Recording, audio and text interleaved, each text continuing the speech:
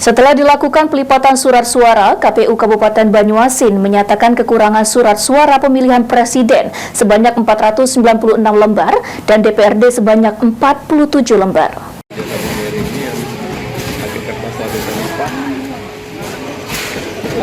Komisi Pemilihan Umum KPU Kabupaten Banyuasin mengungkapkan adanya kekurangan surat suara untuk pemilihan presiden dan DPRD provinsi. Kekurangan tersebut terdeteksi saat pelipatan dan penyortiran surat suara di gudang KPU Banyuasin. Menurut Ketua KPU Banyuasin, Aang Midarta, kekurangan surat suara berasal dari pihak penyedia yang mencetaknya.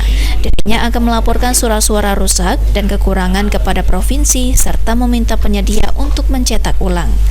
Dalam hasil pemeriksaan, terungkap kekurangan surat suara presiden dan wakil presiden sebanyak 496 lembar. Sementara, untuk surat suara DPRD Provinsi Sumatera Selatan, terdapat kekurangan sebanyak 47 lembar. Surat suara DPD dan DPR RI tidak mengalami kekurangan.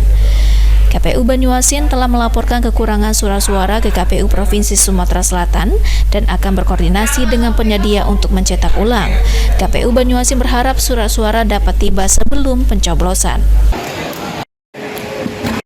Oke, terima kasih.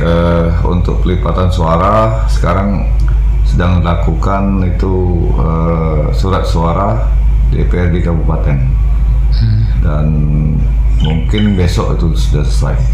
Untuk presiden, DPD, DPR RI itu gimana? Sudah semua.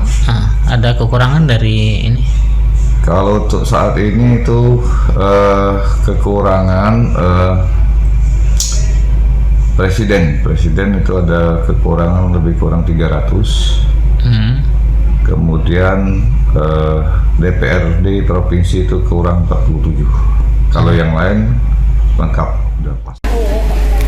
Sementara itu, rekapitulasi surat suara DPRD Kabupaten Banyuasin masih belum dilakukan.